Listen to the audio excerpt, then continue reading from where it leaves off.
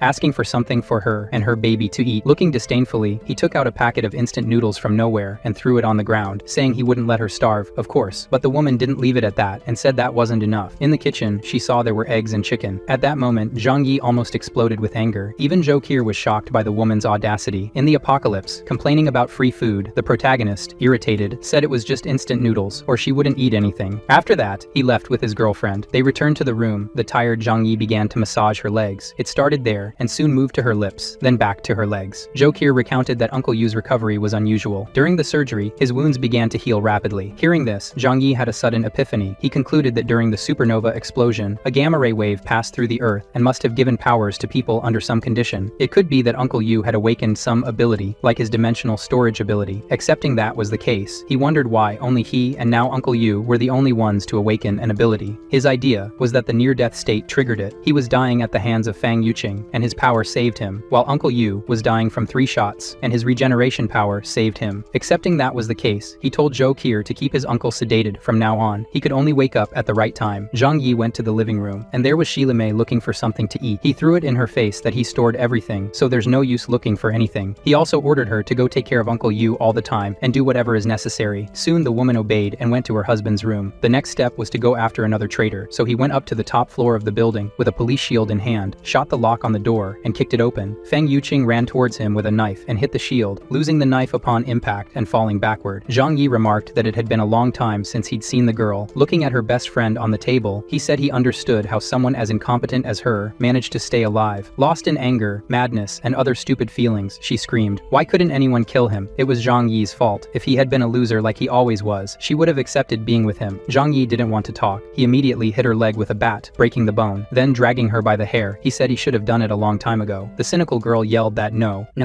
Fang Yuqing regretted it, not her older brother Zhang Yi. The protagonist let her go from the top floor and watched her fall heavily into the snow, contentedly watching the young and innocent Fang Yuqing lying in the snow. The next morning, at his house, Zhang Yi went to check on Uncle Yu in the room. Unexpectedly, his recovery speed was several times faster than that of an ordinary person. In just one day, his bullet wound had healed. Zhang Yi asked Zhou Qi to monitor his condition until he fully recovered to be sure. She then administered a sedative injection to Uncle Yu, as usual. At that moment, Shi Li Mei approached and asked Zhang Yi to go to her house to get her phone charger and the baby's diapers. He looked at Uncle Yu and remembered that people in a coma are said to hear everything said around them, so he was kind to the woman and said he would do it after he finished something urgent. Leaving the room, Zhang Yi said it was time to eliminate the opportunists. He went outside to set more buildings on fire while saying to himself that this was to eliminate potential threats. Zhu Hao, who had been beaten up before, realizing Zhang Yi was approaching, came forward and said he had valuable information for his older brother. Zhang Yi smiled, thinking he already had practically everything he needed. What else could be important? Big brother Zhang Yi, have you heard of Wang Simon, the richest man in the city? He built an underground shelter called the Doomsday with $200 million.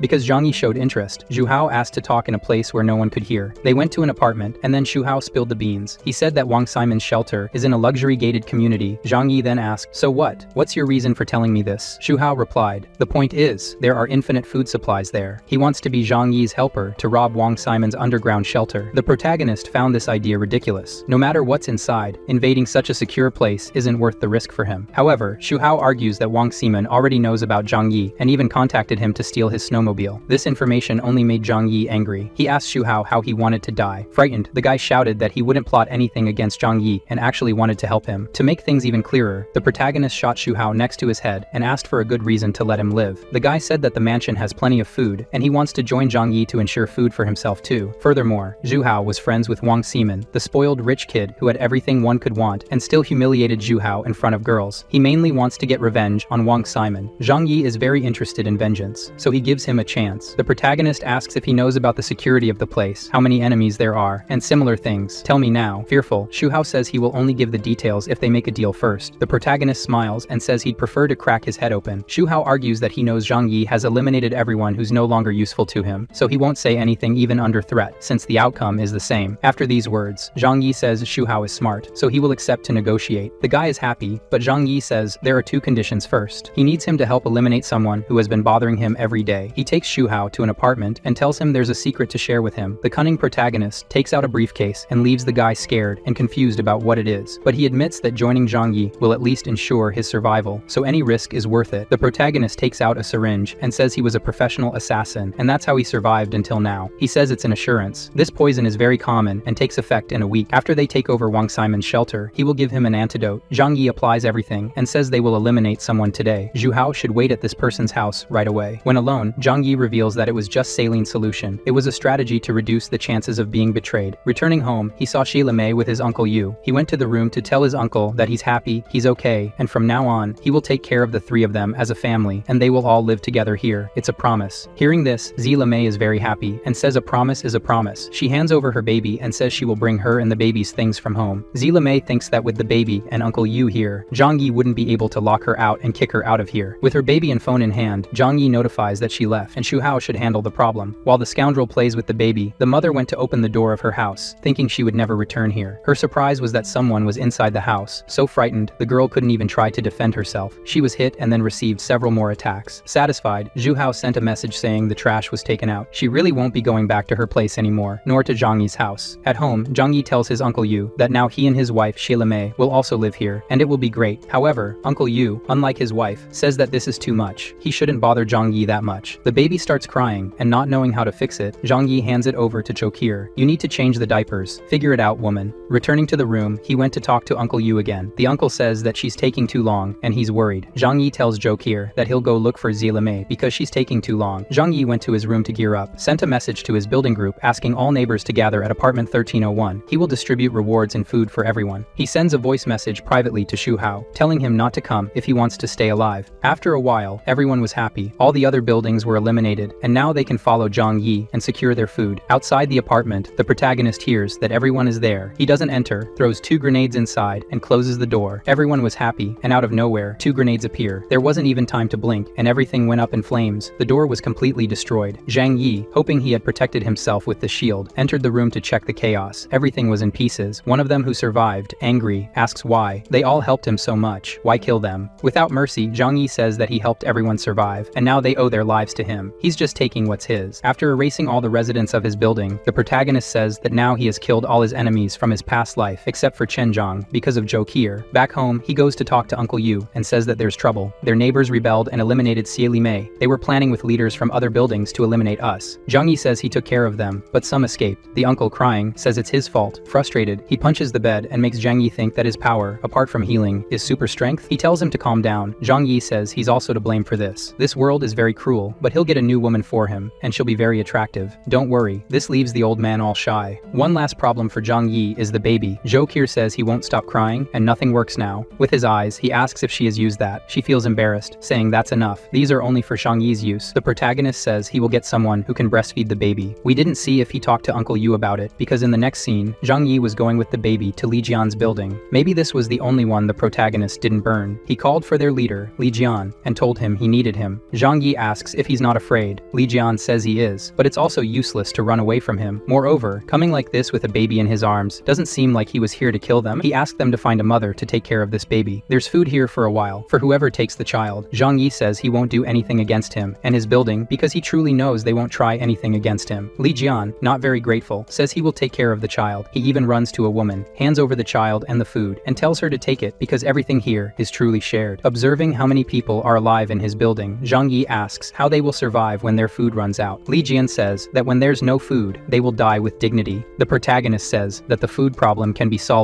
with the things he burned before. Li Jian firmly says no, and despite everything Zhang Yi did to corrupt Li Jian, he never faltered once, so Zhang Yi says he admires him a lot, and Li Jian also says he admires how Zhang Yi has the power to keep those close to him alive. Thinking for a moment, Li Jian wanted to ask a favor of the protagonist, but Zhang Yi stops him and says no. However, he continues, and says that the protagonist used to deliver food to all the buildings before, so now that there's only one building left, why not help them? Zhang Yi just refuses and leaves, but after thinking for a moment, he changes his mind a little. He says that if he helps his people for a while, everything will go wrong, and they'll end up like the other buildings too. Instead, he gives them all the seeds he had. If they manage to plant them somehow, they will be able to rely on themselves and not on other. These seeds are the last thing they receive from him. For the first time since the snow apocalypse began, Zhang Yi helps someone without any ulterior motives. Li Jian asks one of his residents if it's possible to cultivate it, and an elderly biology teacher says it's not impossible. Maybe there's a small chance of success. Meanwhile, in his luxury home, Zhang Yi mentions that the neighbor's issue has been completely resolved, and now the goal is to get their hands on a new fortress. After a while, Zhou Qier returns home and asks if he's finished his work. Yes. Taking off her coat, she asks what he wants to eat. Zhou Qier, all innocent, starts preparing in the kitchen, and the mischievous protagonist holds her back and says she should guess what he wants to eat. She feels awkward, mentioning that her uncle is in the next room, but Zhang Yi says the house has soundproofing and thermal insulation. The next day, Zhou Qier, very tired from all the effort, continued sleeping. Zhang Yi sends a message to Xu Hao, "Come to my house now." It didn't take long for him to arrive. The same person who not long ago was being kicked by others on Zhang Yi's orders was now in his warm house. Out of respect, he sits on the floor and not on the sofa, waiting for the boss. Zhang Yi wants to know about the dealings with Wang Ximeng. Before Xu Hao can speak, the protagonist tells him to shut up and give him his phone. Xu Hao freezes in fear. Why on earth does he want to see his phone? Zhang Yi insists, saying to hurry. He's going to read his conversations with Wang Ximeng. Xu Hao says it's better not to. Suspiciously, Zhang Yi grabs him by the collar, asking if he's hiding something. After some threats, the guy hands over his phone to the protagonist. Xu Hao says he cursed Zhang Yi a lot in there, but that's part of the act, so don't take it to heart. He sees that Xu Hao has passed all his information to Wang Ximeng, and they discuss joining forces and taking things from Zhang Yi, but Xu Hao swears that all of this is part of gaining the rich guy's trust. Thinking more deeply about it, Zhang Yi realizes that Wang Ximeng knows about his weapons, his snowmobile, and bunker in the apartment. He decides to use this to his advantage. The protagonist tells Xu Hao to tell everything he knows to Wang Ximen's house. If he misses a detail, he dies. After telling everything about his underground bunker, made with rocket materials, with a system of sleep-inducing gases and flamethrowers at the entrance. Basically, the place is an impenetrable hell. The only way in is if those inside let you, so Zhang Yi's focus turns to figuring out how to neutralize the gas and flamethrower system. The plan Xu Hao proposes is for him to pretend to capture Zhang Yi and make Wang Ximen let him in. This plan doesn't smell too good to the protagonist, but it seems to be the only choice. About this, he has an idea. If he can use his dimensional space ability in other ways. Zhang Yi, acting all weird, thinks about the possibilities. Then he tells Xu Hao to leave, get out of here, and in 2 or 3 days, I'll call you. But master, what about the antidote? I'll I'll die without it, Xu Hao says. Zhang Yi says it's no problem because it takes 7 days for the poison to take effect. He has time. Zhang Yi slams the door in Xu Hao's face. Now he has to figure out what else he can cheat in reality with this power. So he sits back down, thinks about it a lot. Suddenly, he makes a fire inside the house and starts trying to absorb the fire with his ability. If it's like the food that's preserved, it'll be incredible. He absorbs all the fire and doesn't get burned in the process. Then he manages to shoot out the same fire, like a cannon. The guy is so overpowering and it makes him very happy. If this worked, what else could be possible? Thinking about this, he wonders if he could suck someone into the dimensional theft hole. With that in mind, Zhang Yi managed to get one of the residents of Li Jian's building as a guinea pig. He threw a wooden stick in front of the guy and said if he can hit it, he'll get a bread as a reward. Of course, the man was suspicious as to why the almighty Zhang Yi would ask someone to beat him with a stick. Is this guy a masochist? Motivated by the prospect of food, the man jumped in to hit the stick with all his might. As Zhang Yi thought, he managed to suck the guy into the dimensional storage space, and it happened very slowly. After entering up to the last leg, Zhang Yi checked inside the space he controlled. The man was in there, frozen like everything else in there, unable to move and didn't seem to be alive. Checking his body, he realized there was no pulse or breathing. Thinking about it, it makes sense that food doesn't spoil and stays the same as when it entered. Everything in here is frozen in time. Taking the guy out, and to Zhang Yi's surprise, he was alive. He kicked the wood to the side and went to ask the guy how he felt seconds ago. Terrified, he replied that he thought he was dead. He was in a white world with supplies all around. This information blows Zhang Yi's mind, but of course, he tells the man that it was some delusion of his. But in the head of our crazy protagonist, he just discovered that time passes differently inside his dimension and that living beings don't die immediately there, but if they stay too long inside, they can have a mental breakdown and die from it. What wasn't clear to me is if he meant that besides the psychological being affected, living things cannot be sucked as easily as lifeless things. Because he removes some pieces of the man for the simple purpose of testing this, he sends the fingers easily and it works. They can stay in the other dimension. Tell me, you smarter ones, how do you think Zhang Yi's power works in the comments? After destroying the guy, he gives him something to treat his fingers. See how nice he is. After thinking for a while, the man is all happy down there, fingerless, insane, but at least eating well. The conclusions were that he can throw objects out of the space. Now people can't be sucked or thrown out. I, with my few neurons, think this guy only entered the dimension because he jumped towards the portal. Now things like fire, he can suck in and project out in whichever direction he wants. With this information, he already knows he can defeat Wang Ximen. He goes to his great guinea pig friend and thanks him for the help. The poor guy didn't complain about anything and thanks for being able to exchange 2 fingers for food and says he has 8 more. Zhang Yi suddenly lands a blow to his jugular and the man falls backward without understanding what happened. Evil Zhang Yi says that he's no longer useful and since he's already had his reward meal, it's time to leave. Strangely, the miserable man, with his vision darkening, is happy to finally be able to escape from this cruel world. Back home, Zhang Yi says he'll find more people from Lin Jian's building to practice real combat simulation for another 3 days. So, 3 days of wickedness later, Zhang Yi called Xu Hao for a chat. But first, Xu Hao was begging for the antidote. His poison was taking effect faster. He could feel it. Zhang Yi notices that Xu Hao is eating well now, but the poor guy's appearance is worsening, all due to a fake injection. That's the power of psychology. The protagonist then says he'll give a temporary antidote that relieves symptoms for some time. Hurry up, please. I can't take it anymore. I'm dying. He applies it and says it'll only last until the operation to invade Wang Ximen's underground bunker. After applying it, Xu Hao thanks the master and says the plan can start. He calls Wang Ximen to set up a meeting. Something tells me Zhang Yi will do something. Later he packed his things and told Zhou Qier he's going on a mission. What's strange to her is that all the neighborhood's problems have been solved. So why? At the right time, he says he'll tell his girlfriend. For now, she should stay in the building. He left food for almost a month for her and Uncle Yu. Worried, our lovely Zhou Qier tries to stop him from leaving. It's always dangerous outside. Her man then says he's the danger out there. He gives her a sweet kiss and says everything will be fine. If that's the case, she calms down. Our Zhou Qier is a bit naughty, guys. The mission now is to go to the bunker, but unlike what we expected, Xu Hao is tied up behind. The protagonist explains that they have to keep up appearances. The two walk into the city. After a while, they reach the condominium area, which was the city's richest region. Zhang Yi says since it's the highest place in the city, not even the houses were covered by snow. I didn't quite understand how it works, but the topography of the place makes it snowless. From the entrance of the condominium onward, they go on foot. They won't take the snowmobile to Wang Ximen's house. A woman in one of the houses noticed the duo's arrival on a snowmobile. Looking at her empty house without food, she thinks this must be her hope. When they arrived in front of Wang Ximen's mansion, it was already dark. In front of the house, Zhang Yi tells Xu Hao to go call the rich boy. Scared of taking a bullet, he goes to the camera to say, "Incredible, legendary, rich and handsome Wang Ximen. It's me. I came for the meeting to negotiate the snowmobile." On the other side, the rich kid doesn't understand why they're here today and not tomorrow, which was the agreed upon day. Furthermore, the snowmobile isn't with them. But anyway, Xu Hao says to brother Wang Ximen, "Please let us in. This is a unique opportunity to get what you want." Wang Ximen makes it clear that if they try anything, they'll be eliminated. Entering the mansion, Zhang Yi realizes that the apartment doesn't even compare to this. Xu Hao goes ahead, afraid of getting a headshot. He says that after that door is indeed his house. They keep walking. The millionaire Wang Simon presses a little button on the computer, and then in the security corridor, defense mechanisms are activated, and gases are injected inside. In the rich kid's cameras, the smoke filled everything, and the screams he heard from the two were of desperation. Upon realizing that everything fell silent, he says it's time to treat the guests very well. What you can't perceive is that within the smoke curtain, Zhang Yi was wearing a gas mask and sucking all the smoke into the dimensional theft space. After a few minutes, the door opens. The plan is to shoot him when he approaches.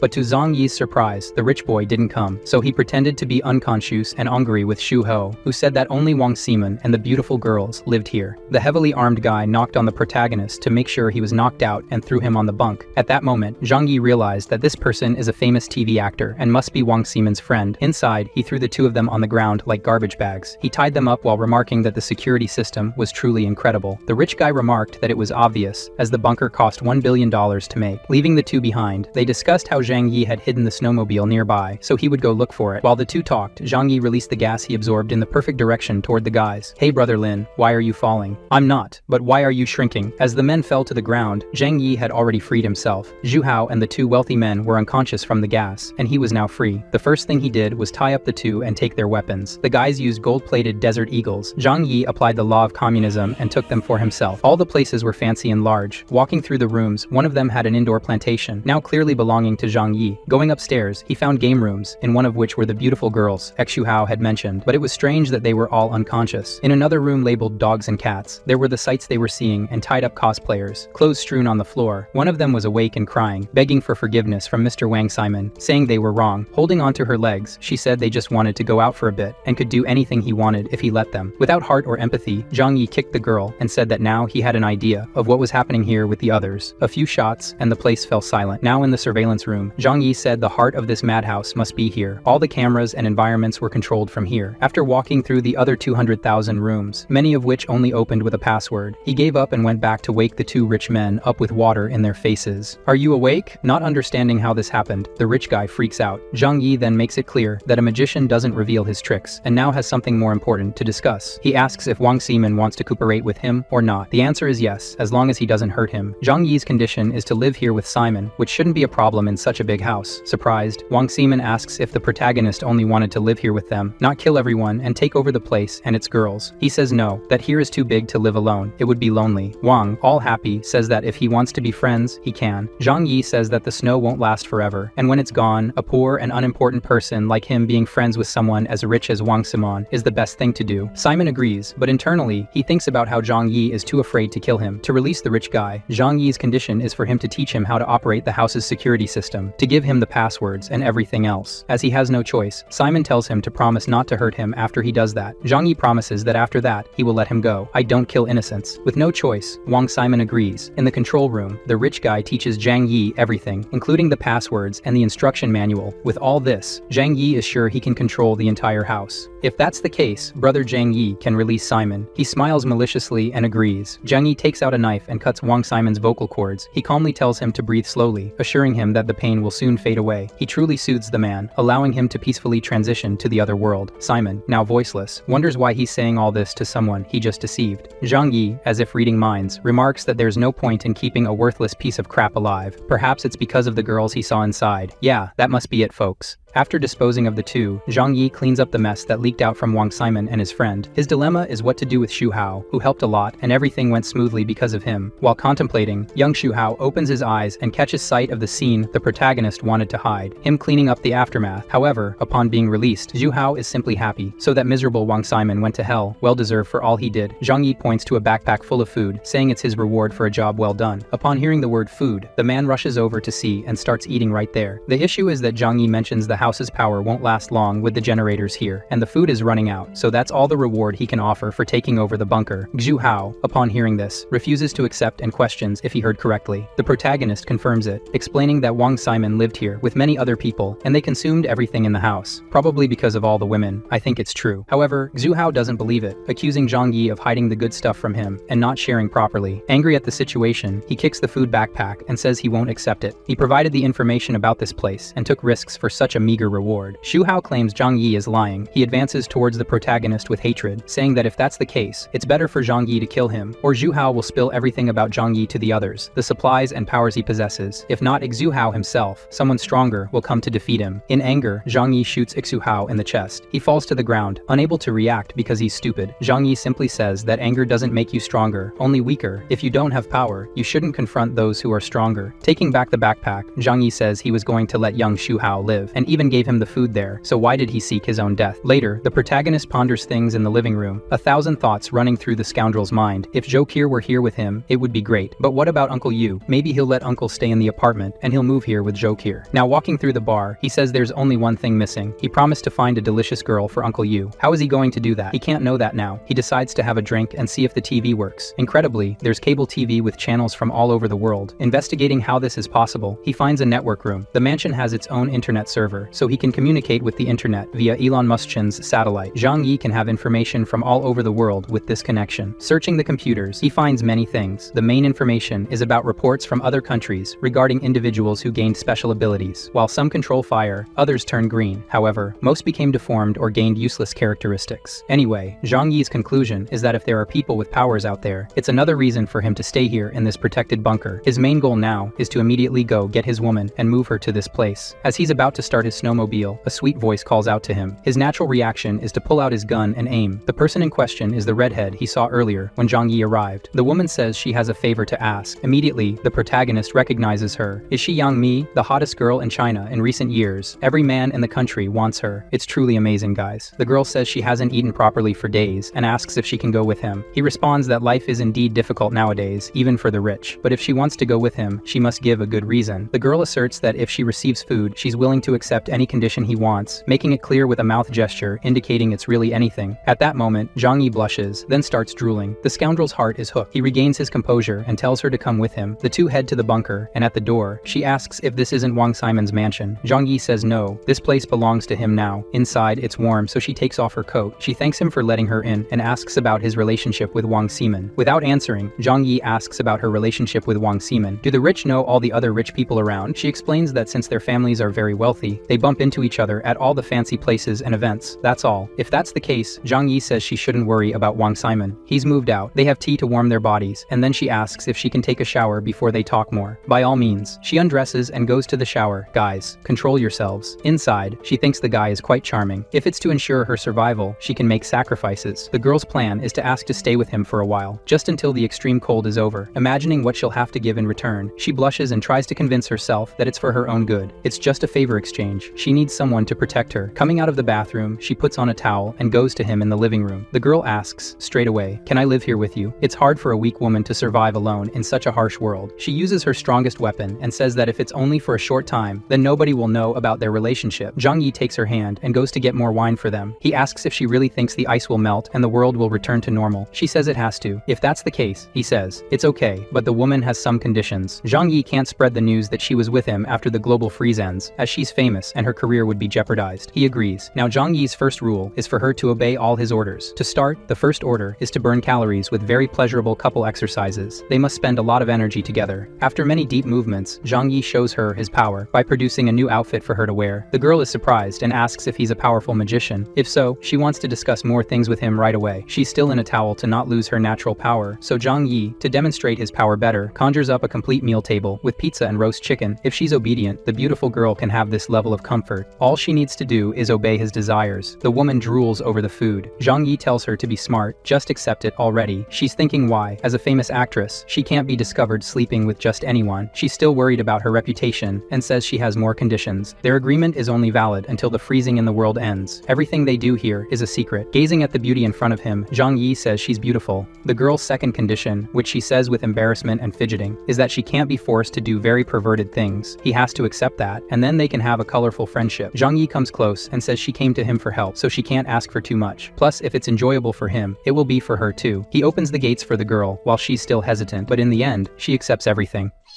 Zhang Yi informs that he'll go out to find someone else to come live here. But before that, he ponders and asks if many wealthy people still live in this condominium, and if she knows them. If everyone here had millions, they might have a better chance of surviving until now. What Zhang Yi really wants to know is if she knows a beautiful woman to introduce to someone. She says most of the wealthy here are older. Does his friend care about that? That's perfect. His friend is 40 years old. If that's the case, Yang Mi says she knows Zhou Haimei, once considered a goddess by many. Zhang Yi tells her to call the woman right away. She calls the goddess and explains the situation for her to come. After a few minutes, the legendary Zhou Haimei was here. Zhang Yi displays his power to conjure food from beyond and hands it to her. It was because of this that the woman came. He then quickly asks if things are clear to her too. We are making a deal here of food in exchange for food for his friend. They are going out now. Zhang Yi warns that if information about this place leaks out, both of them will die. Meanwhile, next to the territory of the luxury condominiums, in a province called Chu, some people are prepared to walk in the cold, and with some equipment they will dig in the snow. These people can withstand the cold and break the ice in the right places and fish. While they were fishing, they noticed something coming from afar. Upon closer inspection, it was a vehicle that could move on snow, and a beautiful woman. With the noise of the bike, the fishermen's wolves went after dragging the sleds. One of them clearly showed his intention by trying to hit Zhang Yi with a trident. To dodge it, Zhou Haimei fell from the snowmobile. Worried about Uncle Zhang Yi's woman, he stood in front of her and pointed at them.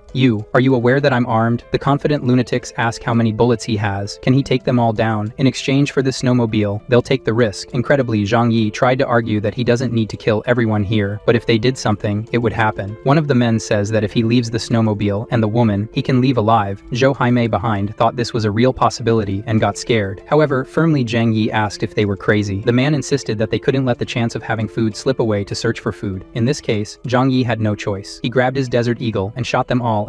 The idiot was the first to take a shot to the forehead, with the noise attracting the dogs, so Zhang Yi, using his storage skill, sucked the wolves into the dimensional space. Girl Zhou Haimei climbed back onto the snowmobile, and they continued to flee. People returned, but all they found were their brothers' bodies in the snow. They also noticed that the dogs were gone. The men looked around and couldn't see where the dogs were. This outsider killed their people and stole their dogs. This couldn't end like this. They would have to seek revenge. Carrying the bodies, they returned to their village. In their village there's a castle, and inside there's an otaku hugging a dakimakura pillow. Are you guys like that too? There's no point in lying, I know. The villagers defeated by Zhang Yi returned and went to talk to the otaku in his room. They were disgusted with everything here, asking if he wouldn't prefer a real woman who isn't 2D. The boy is lost in this world, so they need to pull his blanket to wake him up. The situation is so serious that he doesn't even realize there are people in his room watching him date. Wait outside, I'm dating. Sometime later, he left his wife and went to talk to the men. They tell him about a man who has a snowmobile and a beautiful 3D woman. They need that snowmobile and also need to avenge their brother's deaths. The reason they came to the chubby guy is that this outsider may have powers just like the otaku. They want him to help capture Zhang Yi and get the snowmobile for them. The otaku, who seems very important, says that God gave him this power, so he must have sent this person with powers to make him even stronger. Chun will accept the challenge and hunt down this person. The elders affirm that their tribe cannot be intimidated, and what the otaku is doing is noble. They rely on young Chun. Sometime later, Zhang Yi and Zhou Haimei arrive at the building where their safe house is located. The woman seems sad about the situation. The reason for her sadness is that, in the current situation, she has no other choice. To survive, she must accept being someone else's woman, whom she doesn't even know. When they arrive, Zhou Kir will receive her unfaithful boyfriend. He has been working for so many days away, so he must be tired. Upon realizing the presence of another maiden, Zhou Kir, embarrassed, says she didn't know Zhang Yi liked older women. The protagonist tells the guest to sit down, and leaving the room, he tells Zhou Kir that this person is not for him. She came to meet Uncle Yu, but Zhang Yi asserts that there's nothing wrong with older women. Leaving that aside, how is Uncle Yu? He healed in a week. A normal person would take 3 months to heal. The old man is as good as new. The protagonist's orders were for Zhou Kir always to apply sedatives to restrain his uncle, but now it's time for him to leave the cage. Zhang Yi's concern is that there are others out there with powers. Building a good relationship and keeping his Uncle Yu in good condition are his interests. Together, they are stronger. Inside the room, Uncle Yu was doing very well. He said he was very happy and grateful for everything his nephew did for him. Besides saving his life, he now looks handsome. Uncle Yu feels much stronger now. To demonstrate this, he puts his hand on the bed to try to break it. However, Zhang Yi, impressed, tells him to calm down. Uncle Yu shouldn't think he's a monster. In fact, he has just awakened. He gives an example that before he was a tadpole, but now he's a frog. To help, Zhang Yi reveals his power as well, making it clear to Uncle Yu how he always had so much food. Because of his excitement, Uncle slapped the bed and broke it, causing it to fall to the ground. Zhang Yi asks if he's okay. He says yes. He just needs to get used to his strength. The protagonist asks his uncle if he wanted a wife. He has something for him. Zhang Yi takes him to the living room and shows him his gift. Immediately, he recognizes, "Could you be Zhou Haimei?" She says yes and asks if he's Uncle Yu. Look at how excited the old man gets. Zhang Yi says that this house will be theirs and they can get to know each other and live here together. Zhang Yi will move elsewhere there with Jo-kir. They prepare to leave. Jong Yi tells Uncle Yu that this snowmobile will be his gift, to use it and get food now. His uncle is very honest, saying that this is too much. The snowmobile is important to Jong Yi. However, the protagonist shows his new ride, a snow-going car. Now it's no secret to anyone that he has powers, and everyone is shocked by this. The two of them go by car to their new home. Along the way, Jo-kir asks if their new home is beautiful. He replies yes, it's very spacious and comfortable, nothing like their apartment. Along the way, Jong Yi warns that there is another person at home. He's warning her in advance to be prepared. Jo-kir sulks because it's obvious it must be another woman. In this way, Jong Yi reassures his wife, saying that it's just someone who will help with housework every day. Initially, she asks if it's only for this reason, and he says yes, she is the only one in his heart. After that, Jo-kir calms down and becomes happy. Jong Yi is relieved because he doesn't need a disobedient woman. On the way, they face a heavy snowstorm until something stronger than the snow hits the car, a tornado. Realizing this, the tornado was pushing the car, so Jong Yi uses his ability and sucks the entire snow tornado into another dimension. However, right after that, another different tornado threatens them. At this moment, Jong Yi realizes that there must be another person with abilities like his uncle, so he turns around and flees. More snow tornadoes come their way, and just like before, he absorbs them with his storage power. The culprit behind this was the otaku. These attacks are very exhausting, so now he's at his limit. The others with him ask if he's okay. He says yes, but he needs to rest a bit. Now that they've confirmed the enemy's powers, they are worried. Jong Yi stops the car and takes a rifle from his storage. He deduces that his opponent must tire out a lot with their attacks, so he must retaliate while they recover. Jong Yi gets out of his car and shoots at the snowbank. One of them is hit in the leg and shouts for help. Only two remain. The otaku still wonders how he can see them hidden, so Jong Yi shoots several more times. Chun attacks with tornadoes, but his attacks are easily nullified. Despite giving his all, he is completely neutralized. How can he be so powerful? With this, Jong Yi says they must have realized the difference in power. They are not reacting anymore. However, continuing this fight here could be dangerous for Jo-kir. Jong Yi shouts that if they have the courage, they should come after him, but now the fight will be on his turf. Jong Yi returns to the car, and she calms down very quickly and asks if he has killed them all. He says no, so you'll come back for revenge later. She asks this because she already knows her boyfriend and knows he's like that. They continue on their way, leaving the defeated ones behind, but at least everyone is alive. In the bunker, his red-haired girl was lying down until now, waiting for him to return. This happened, and as soon as the protagonist arrived, he went to inform Yang Mi that she should come and meet his new friend. She asks if the friend is engaged to him or something. It's something like that. Jong Yi hands her new clothes to wear and come downstairs now, and let's face it, she looks very good in that outfit. Determined to claim territory, Yang Mi dresses up and puts on makeup to meet her rival. As she descends the stairs, Jong Yi is excited about it. Following behind is the beautiful redhead. When the two girls see each other, they are startled, and Jo-kir approaches Yang Mi with fists clenched, hinting at a possible fight. Jong Yi intervenes and asks if they already know each other. Jo-kir confirms that she's her cousin. Surprised, Jong Yi stands between them and asks if it's all getting a bit too serious. Yang Mi asks him not to let her cousin know about their relationship, but Jong Yi questions if there is indeed a relationship. The shy girl wonders if their agreement isn't just a temporary arrangement. They are cousins, and their families are famous in the medical field. Jo-kir doesn't like her cousin because, according to her, Yang Mi embarrasses the family name. People in their social circles mock them because Yang Mi chose to work in the entertainment industry. Jo-kir complains that the worst part is her cousin's poor acting skills. Jong Yi asks why that's a problem. It's because Yang Mi uses her looks to promote herself, and that vulgarity makes others mock their family. Jong Yi intervenes again, stating that it's all in the past, and there's no longer such a social circle. From now on, they will have to live together peacefully. He decides to show them around the new house and their responsibilities there. When they see the cultivation room, they get excited about taking care of the plants, as these gardens are their responsibility. Yang Mi thanks the protagonist for keeping her secret. She suggests they can maintain their relationship, but keep it a secret. Jong Yi nods in agreement, respecting her opinion. However, he wonders how he'll manage their three-way relationship now. To express her gratitude, Yang Mi offers to cook for them and heads to the kitchen. Later, while searching for ingredients, she finds there's nothing in the pantry. As she searches, Jong Yi sneakily approaches her and whispers in her ear, making her blush as she wonders what he's up to. What are you doing, and what if your fiancé finds out? He ignores her concerns and retrieves ingredients from his dimensional storage, telling her this is how they'll eat from now on. Even though she's aware of his powers, she's impressed, as are we by other things. He pats her bottom playfully and eagerly anticipates the meal. After a while, the food is ready and they can start eating. Apprehensive about whether they'll like it, Jo-kir tastes it first and remarks that it's too salty. Embarrassed, Yang Mi admits she couldn't concentrate with everything going on. Sensing the tension between the cousins, Jong Yi decides to take advantage. He starts being affectionate with Jo-kir, feeding her, and she responds by being cute and happy, showing off to her cousin. Even though she pretends not to care, she keeps up the display throughout dinner. Later, as they lie in bed, Jo-kir asks which of them is better. Jang Yi pets her head and says, "Of course you, it's her." Jo-kir is his personal doctor, so she's more important. Not to mention, she's the most beautiful. Jang Yi kisses her forehead and hugs her as they drift off to sleep. In this cute moment, the protagonist reflects that love is nonsense. Everything is about interests. In the following days, Jang Yi practices his archery skills daily. At one point, he receives a call on his cell phone. Without caring who it might be, he declines the call and blocks the number. Nothing outside this place matters to him. However, mysteriously, the blocked number calls again, making him furious. How is this possible? He hangs up and blocks it again, but the number calls once more. Now he's driven crazy by it, and then the phone answers the call on its own. The person on the line asks why he won't answer their calls. Zhang Yi listens and learns that the person knows his personal information, including his date of birth, ID number, and everything that should be kept secret. Finally, the caller mentions his mansion. The caller says it's simple. This hacker wants Zhang Yi to provide food, clothing, and drinks in exchange for not spreading his information. The protagonist questions if he really thinks this information is important. However, the chubby man on the other end of the line claims to have evidence that Zhang Yi stole from the Walmart warehouse. If he spreads this, the right and powerful people from the entire city will come after him because they know he must have a lot of food. The chubby guy reveals his identity and where he used to work before the disaster. Even Zhang Yi is aware of the company this hacker works for, so if he knows all this, he might have taken control of the security systems of this mansion. Zhang Yi tries to convince the man that he doesn't have that much food, but it doesn't work. Despite Zhang Yi being furious at being blackmailed in this way, he listens to the man's demands. This mansion relies on security cameras, alarms, digital locks, and other things. The man threatens that if he disables these, at any moment he could be attacked in his bunker. The chubby guy says he must deliver everything requested to his address at Villa 302. If Zhang Yi tries anything, he will know, and he will fulfill the threat of leaking all his secrets. After hanging up the phone, he gets so angry that he goes to the living room to get some water and calm down next to his wife. Zhou Qier asks, "What's going on? Why is he so nervous?" Zhang Yi tells her everything. His location has been discovered, and how the hacker threatened to leak his information. Now they are vulnerable. His girlfriend mentions that gossip about famous people is common and often lacks credibility, but when it's about such specific information regarding someone who isn't famous, this hacker poses a danger to them. Zhang Yi says he wanted to kill him right away, but perhaps their data will still be leaked, even after defeating this guy. She tries to think of a solution. Zhou Qier mentions that in the past, technology companies would go as far as to hire people to eliminate hackers to prevent their data from being leaked, but these people always left a way for the information to leak in case something happened to them. With this, Zhang Yi is sure this person must also have such a precaution, so just killing him won't be enough. For sure, their evidence will leak out. Zhou Qier then says they've thought enough for today. It's best to relax a bit. However, he insists that this problem cannot be put off. Yang Mi passes through the room, heading towards the cultivation room. As she is famous, the protagonist explains the problem to her and asks for her opinion. Yang Mi says this is exactly like people spreading rumors about famous people on the internet. Then suddenly Zhang Yi has an idea. If he does something so that when the information leaks, it will be treated as just a rumor. The two confusedly ask what he intends to do. He says he'll prepare first and then explain. Going to his control room, the hacker calls him, asking if he has separated the supplies. Zhang Yi angrily says that if it weren't for the information he has, he would kill him right now. On the other end of the phone, the hacker starts laughing. If anything happens to me, your information will automatically be sent to everyone's phone in the city within 24 hours. You'd better think carefully about the consequences. At that moment, Zhang Yi is certain that he has 24 hours to act, so he says the man is tough and he will cooperate with him, and then he hangs up the phone. The protagonist's plan is to spread rumors about the Walmart theft through all media channels. By spreading rumors, he will bury the truth in a sea of lies, so no one in the city will believe it. After spreading false information, Zhang Yi stretches, grabs his backpack, and says it's time to take out the trash once again. He puts the backpack in the designated location and moves away to a considerable distance. He hides behind a tree with his rifle, aiming where his target will soon be. He sends a message to the hacker saying he has already delivered what he promised and left. However, even after a while, there is no response, and no one comes out to pick up his backpack. After waiting for a long time and seeing no sign of the person leaving to pick up the backpack, he thinks about calling the hacker or sending a message asking if he has already picked up the supplies. However, he changes his mind. If he asks if he has picked up the supplies, it may raise more suspicion. So more time passes, perhaps hours, and finally the door opens and someone tries to pick up the backpack. Zhang Yi has never pulled a trigger with such determination in his life as he does now. In an instant, a laser pierces the man's head. He rushes to the scene, and to ensure his enemy is neutralized, he shoots him a few more times. Then he enters the house to search for things and notices a notebook. His idea was to destroy it right away, but surely it must contain important information that he can access later, so he decides to store everything in his storage space. Now, everything is done, and he leaves. Zhang Yi returns home relieved, stretching in his comfortable house. This time Zhou Qier made the food. As he is served by the two girls, he asks if they received messages on their phones. They say yes, and show some messages about a Walmart warehouse theft. He tells them that's what he did. He spread dozens of messages with false information, and when the true information leaks, it will be lost amidst a bunch of lies. In the control room, he programmed these messages to be sent daily for a while. Impressed by this, Yang Mi says he's amazing. She recalls that it was common among stars who were exposed due to some scandal to be forgotten if another famous person was exposed for something later. He did something similar to that. The girl thinks that besides being handsome, he's very intelligent. Zhou Qier asks, what if there's still a risk of people coming after them here? Isn't it still dangerous? Zhang Yi is silent for a while, and then Zhou Qier says, says she doesn't doubt his methods, but in Tianhui City, there are several people who deal with technology like the hacker, and others could also hack into the security system of their house. Zhang Yi agrees and says that indeed, unless the world returns to the Stone Age, they run this risk. The two girls, upon hearing that they are constantly at risk, even behind the security system, become scared. But Zhang Yi says they can solve this in another way.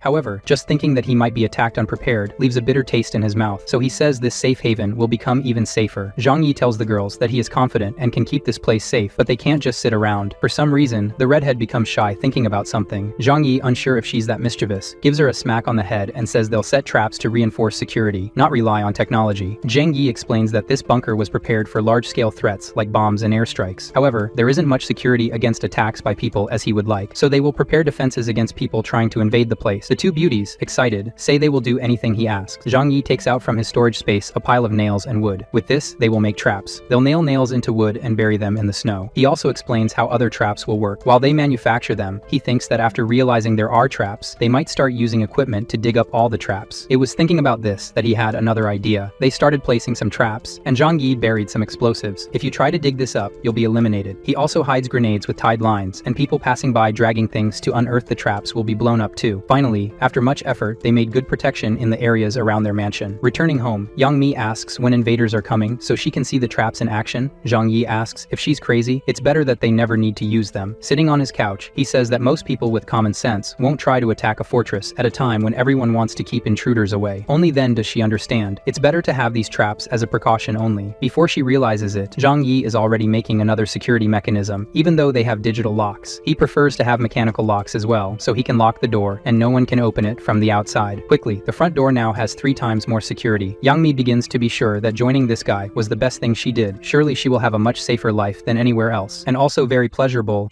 Even with these measures, Zhang Yi says it would be good to have someone who is great at internet and security with them, so they could be sure that the digital security of the house would be truly secure. Yang Mi comments that if Shinshin were here, it would be great. Zhou Kier then asks if Shinshin was living in the city and if she should be alive. This girl is Yang Mi's sister and a computer prodigy. Because she is wheelchair-bound, she loves computers and technology. The two girls living with him are beautiful, and it's no wonder they resemble each other. They're cousins. Interestingly, they themselves mention another cousin who's a technology expert. Perhaps she could take care of the house's security. The first thing Zhang Yi wondered is if this girl is as pretty as the other two. And you know what? She's wheelchair-bound, but for him, that doesn't matter at all. What matters is being beautiful for him to engage in mischief. Hearing this, Zhang Yi asks how they can find her. Yang Mi says they haven't heard from her in a while. She doesn't answer their calls. She hopes her sister is alive and safe. Zhang Yi suggests that maybe she's too smart to want to talk to them, and that's why she hasn't responded. The girl gets angry at this. He continues, saying that perhaps everyone in her family are geniuses, and she's the only one without any qualifications. Yang Mi gets mad again at the protagonist for being mean. He says it's okay. At least she's beautiful, and that's as valuable as being smart. However, at this moment, they have more important things to worry about in the coming days. He spent the next few days training his new archery skill, and it seems now he can reinforce his projects and shoot targets with more precision. This new skill he might be able to use on his own body. Upon testing, he realizes that he might be considered invincible now. However, with the little use he made of it, his stomach growls with hunger. Apparently, the more powerful the ability, the more it consumes his body's energy. So, I wonder how much energy it takes to put things in another dimension. If energy is needed to use his powers, he who has an unlimited food supply can use as much power as he wants, while other people who don't have as much food won't be able to use their powers freely. In a secret defense location, the head of the facility is concerned about the military base's electrical energy limitation. His secretary approaches him with the reports and informs that they received the analysis of recent information. According to her, various pieces of information about a supermarket robbery that happened months ago were reported, but among the messages, one is special. She mentions a man named Zhang Yi as responsible for the theft of a large warehouse. The report regarding this Zhang Yi indicates that he was a warehouse supervisor and the main suspect in the theft of supplies. Hearing that the young supervisor was responsible for planning a robbery that even the police couldn't uncover, the man doubts and belittles the protagonist. He asserts that this information is also undoubtedly false. However, at the insistence of his employee, he decides to send people to investigate this Zhang Yi's base. Now, in another location, in the castle where the otaku who lost to Zhang Yi resides, he cries and takes taste defeat. Chun thought he had godlike powers, but unfortunately, he has just discovered that he's not the protagonist of this world. He wonders if he's merely a mere supporting character, while Zhang Yi is the true protagonist, blessed by God. As he lamented, Chun also received on his phone the leaked report mentioning that Zhang Yi is responsible for the theft of goods from a large warehouse months ago. This piqued his interest. Chun conducted some research and found out that Zhang Yi is associated with a past cargo theft. So, considering how he faced him, he could have used those same powers to rob the warehouse. Chun deduces that Zhang Yi has something related to space, and that he can put things in an alternate space. Realizing how absurd this ability would be, he becomes sad again, and lies down on the bed, feeling weak compared to the protagonist. Speaking with his wife, Chun asks if Zhang Yi is the protagonist of this life, and if he's a villain or just a supporting character. Against that person, Chun absolutely couldn't win. He then thinks whether it would be better to try to befriend him instead of facing him. Content with this idea, he decides to warn the villagers. Rushing to his grandfather, he asserts that that person is very powerful, and they shouldn't confront him. He tells everything he knows, how Zhang Yi is powerful, and can nullify his abilities. Moreover, he must have an even more incredible ability. So, Chun says they should avoid Zhang Yi's area, and find ways not to confront him. The otaku Chun talks about the recent leaked news that the protagonist was a warehouse supervisor at Walmart, who stole all the goods. He has the power to keep all that under his possession, but instead of convincing the old man that Zhang Yi was too powerful to face, it only motivates him further. The old man's thought is, if they could steal what the protagonist has, they would never go hungry for a long time. Reluctantly and with fear, Chun says they're crazy, but the old man underestimates him, saying he was just a supervisor. What could he do against the entire Shu family? Meanwhile, everything is calm in his comfortable home. Zhang Yi is eating with his wives. While Young Mi was saying something, she hears a noise at the window. Zhang Yi says it's okay and goes to check it out. He goes to the window to look. Using his binoculars, he notices many people approaching his house. He takes out his rifle to observe better. His intention is simply to let his traps do their job. One of them steps on the first trap and feels a lot of pain. Another person tells them to help him and take him back. The old leader of the tribe warns that there may be hidden traps. Everyone needs to find them and be careful. As the men advance with sticks searching for the traps, they finally approach Zhang Yi's house. With the sticks, they manage to track the traps and advance without problems. One of them picks up the traps, and when he crosses a grenade line, an explosion among them shocks everyone. Even those who weren't caught in the explosion directly were hit by the shrapnel. Due to the pain of these injuries, they roll on the ground, and more bombs are activated. After a series of explosions and running, many people were caught in the nail traps or explosions. Now everyone was afraid and retreating. What could they do to advance safely? The men question the tribe's leader. What can they do without his grandson? They won't be able to attack and defeat that person. Cornered, they wonder why the leader's grandson isn't here. He has superpowers and should help. Meanwhile, Zhang Yi observes everything with his rifle and other high-tech equipment to see precisely what they're doing. The old man remembers his grandson's advice, not to confront the protagonist. With no choice, the leader shouts for all to hear, questioning why they can't defeat just one person. These people have grown accustomed to relying on others. They must fight with their own hands to get what they want. Together, they must secure the luxuries within that house. He hands a spyglass to the men to see the prize, along with plenty of food for them to enjoy as an extra reward. As they confirm by looking, indeed, what's inside is very tasty. Yet, even with so many rewards before them, they doubt if they can fight without the leader's grandson present. The old man angrily shouts that if they fail, they are nothing but useless. With this motivation, they decide to use tricks to disable the traps and bombs from a distance. Slowly but surely, this tactic starts working, and they edge closer to Zhang Yi's secure house. The men were confident that they were now safe. The girls watch everything apprehensively from the window. Yang Mi feels sorry for how many will die and if they'll be okay. Meanwhile, Zhou Qier says they're idiots and don't realize they're no match for her boyfriend. At the right moment, Zhang Yi remotely triggers the bombs, exploding them all at once. This destruction, unlike the grenades, was precise, and most of them were caught in the blast and remained in that state. With a somber look, Zhang Yi says they should have turned back when they realized there were traps. Now that they decided to advance, he doesn't lament the death of dozens of enemies. The devastation was so great that even Zhou Qier, who was previously excited, felt sorry for these people. Yang Mi isn't accustomed to Zhang Yi's actions. Seeing people in pieces, she vomits. Zhang Yi observes coldly and remarks that those who die instantly are lucky. Those who linger in agony are unlucky. The elders who were behind are terrified. Almost all are lifeless. The leader falls backward, saying that person is a demon. He must be an evil demon to do this to them unfairly. He screams in despair. Everyone died because of his orders. He only wanted supplies for his people. This wasn't supposed to happen. Zhang Yi puts away his rifle and takes his bow and arrows that he's been practicing with. Using his new abilities, he shoots 3 arrows simultaneously, perfectly piercing the foreheads of 3 people. Triple headshot. More and more arrows are fired, and they all accurately take down the enemies. The old leader, seeing more dying, slaps himself and says it's his fault. Then he asks Zhang Yi to finish him off too. The protagonist was about to fulfill his wish, but an ice whirlwind obscures his vision, and the arrows reach. Without concern, Zhang Yi retrieves his rifle. With it, he can hit anything from a distance. The otaku shouts for everyone to flee while he maintains an ice barrier. People start to retreat with the wounded, while Chun remains determined. Zhang Yi stays calm, calm and says he has another idea. He grabs a vest and tells his wives he'll be back soon. Chun was convinced everything was fine, but a snowmobile comes quickly with a madman shooting at everyone from the window. The desperate people running have no chance. Even Chun's life is at risk now. One of them helps the otaku so he can join the retreat. Zhang Yi pursues them by car, getting close to them again and then shooting from the window once more. Chun starts to feel the fear that perhaps no one will survive. He shouts for them to abandon the bodies they're carrying to bury them later. By reducing their weight, they could be faster, though reluctantly, as burying their dead is an important tradition for them. They decide to do as he commands. They toss the bodies out. Even though Zhang Yi has to dodge the bodies, he still manages to be faster and land double headshots on several people. Chun now has to flee. He's scared. An idea crosses his mind. He realizes he could do something to stop the car. This time, he uses his power to crack the ground in the car's path, causing it to get stuck in the ice. Zhang Yi still tries to shoot more people as they flee until they're too far. He says that now these people know they're powerless against him. They'll never think of coming back. He pulls his car out of the hole, goes among the bodies, and returns to his wives. Back at his house, while Young Mi is stunned by what happened, Jo Kier is calm and asks what happened. Did he manage to defeat the one with special abilities? Zhang Yi explains that no, that person was clever and managed to escape with a few others. Chun returns to his tribe with a few survivors. The people from his own tribe start to judge him because he wasn't in the fight from the beginning. Everyone died. If he had been with his people, they would have had the supplies from that house. One of them tells the otaku to go with him to the village chief's house. Before he enters, a girl blames the otaku. It's all his fault. If he had gone with them earlier, their husbands and children wouldn't have died. The elder tells them that this isn't the time to argue about it. He tells the otaku to come in because his grandfather is calling him. The tribe leader tells Chun to come closer. The old man says that the blame for so many injuries lies with him. The weight of the deaths of so many members of Shu village must rest on him, not on Chun, his grandson warned. But the old man was arrogant and led everyone into battle. If they're going to blame anyone, blame the old man, not his grandson. Crying, the old man says he entrusts the Shu family to his grandson and that he's ready to die now. The old man, saying he's also tired, dies. At that moment, all the residents come rushing in. The leader they loved so much has just passed away. As he leaves, Chun thinks about his grandfather asking him to take care of the family. Chun doesn't know how to take care of himself, let alone everyone else. Confused, not knowing what to do, he notices a girl leaning against the wall. Approaching her, she asks if he's the real brother Chun. He blushes and looks foolish, saying yes. And who is she? The girl says her name is Shu Lili, and thanks to him, her father survived and returned from that last battle alive. He feels embarrassed and says it's not that big of a deal. However, this makes Chun realize that he shouldn't blame himself for the deaths of other people. In fact, he's a hero and saved several people. Her father couldn't come to thank him, but she came in his place. Some people recognize his worth. He says it's all right. They're from the same village and should always help each other. She leaves, and he stays behind, his heart pounding. Has the otaku's heart been hooked by 3D for the first time? In the innocent's mind, he was already thinking about the children they will have together. Have you gone crazy? Returning home, he thinks of a way to protect his village from the protagonist. Chun now knows he's the real danger. Racking his brains over it, the otaku comes up with a plan and is about to put it into action right away to protect the village people and his future girlfriend.